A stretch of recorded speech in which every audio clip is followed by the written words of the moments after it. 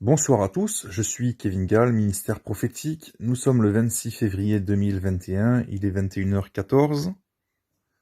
Je sors toujours d'un temps de prière, de méditation, de réflexion pour connaître, capter ou recevoir une pensée ou un message de Dieu, de manière à ce que je puisse vous le délivrer. En vérité, il y a quelque chose que j'ai reçu hier, mais je n'ai pas fait de vidéo à ce sujet. C'était simplement une graine qui a été plantée. Et là, ce soir, en continuant de prier, c'est comme si cette graine avait germé et qu'il en était sorti une tige.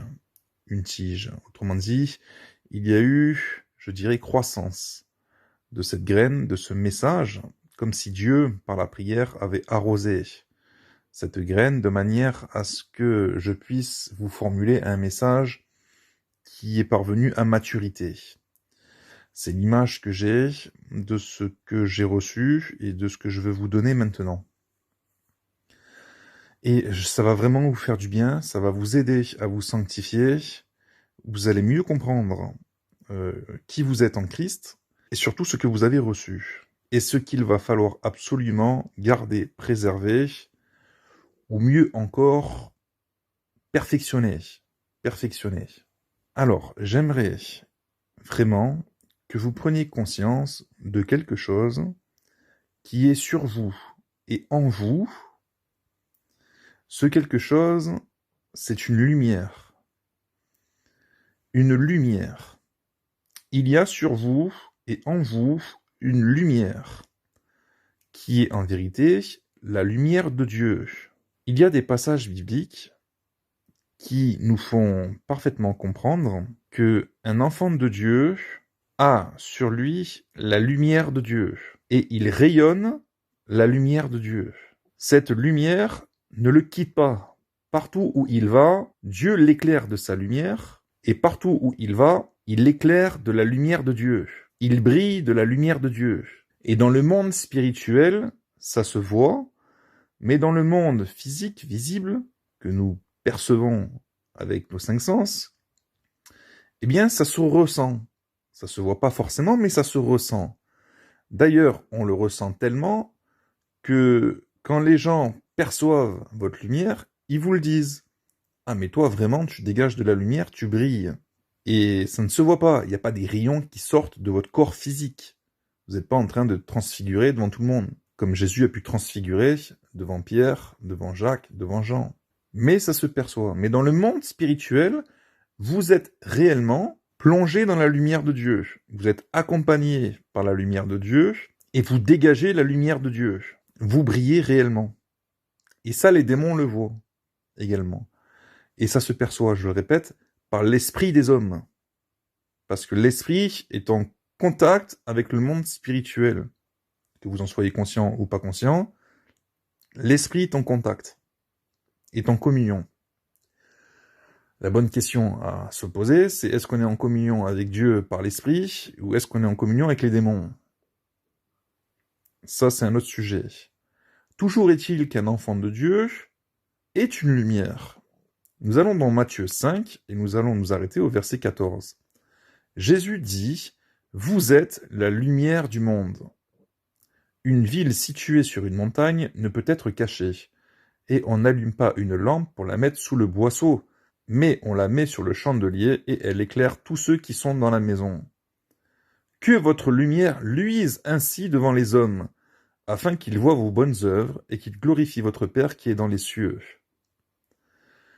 Jésus ici ne parle pas que de manière parabolique. Le Seigneur sait parfaitement que les enfants de Dieu sont des enfants de lumière, qui dégagent de la lumière, que votre lumière luise ainsi devant les hommes. Comment cette lumière de Dieu peut-elle luire devant les hommes? En fait, le fruit de la lumière, ce sont les bonnes œuvres. Les œuvres qui sont poussées, inspirées par Dieu.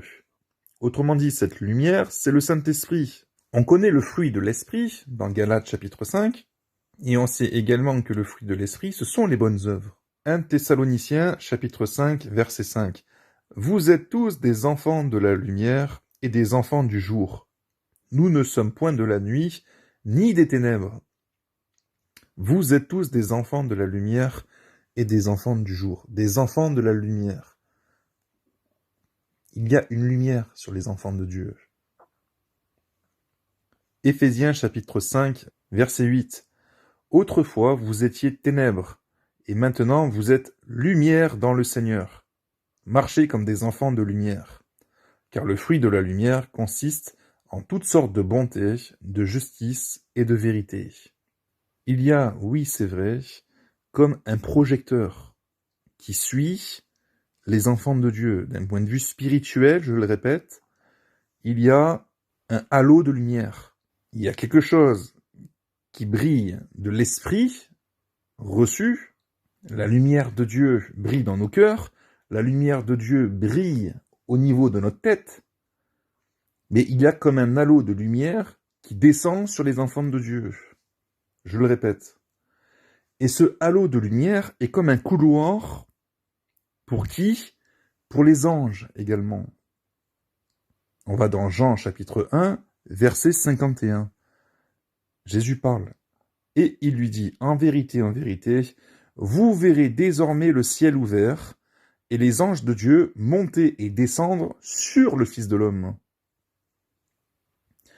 Si Jésus dit, en vérité, vous verrez désormais le ciel ouvert et les anges de Dieu monter et descendre sur le Fils de l'homme, alors il faut aussi comprendre que le ciel est ouvert et que les anges de Dieu montent et descendent également sur les enfants de Dieu. Ça veut dire quoi? Ça veut dire que le ciel, d'un point de vue spirituel, il y a un couloir au-dessus de la tête des enfants de Dieu, un couloir avec une relation directe entre le Père, entre le royaume de Dieu et les enfants de Dieu. Il y a un couloir de lumière, un halo de lumière. Je ne sais pas comment expliquer ça, mais c'est la révélation que je veux vous apporter ce soir, qui est confirmée par les Écritures.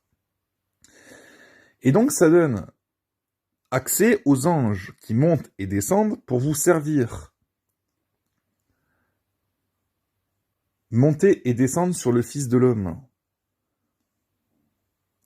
Ça veut dire qu'il y a un couloir, un accès direct avec le royaume des cieux qui permet aux anges de descendre pour vous servir, pour vous aider, pour vous communiquer, pour vous parler, pour vous donner des signes, des songes, des visions, des activités angéliques, des saints anges de Dieu à votre service. Souvenez-vous que les anges ont pour travail, ont pour rôle, ont pour mission, ont pour ministère de servir les enfants de Dieu qui doivent hériter le salut. Il y a beaucoup d'autres passages bibliques où il est question effectivement de lumière, que nous sommes des enfants de lumière, que nous avons reçu la lumière, que nous brillons à la lumière de Dieu, que la lumière de Dieu nous accompagne partout où on va, etc., etc. Et que nous devons, à ce titre, être conscients que la lumière de Dieu est en nous, sur nous et tout autour de nous, partout où nous allons, de manière à ce que cette lumière soit préservée également. Quand on parle de communion avec Dieu et de prières qui montent, c'est une réalité. Les prières montent par ce couloir de lumière.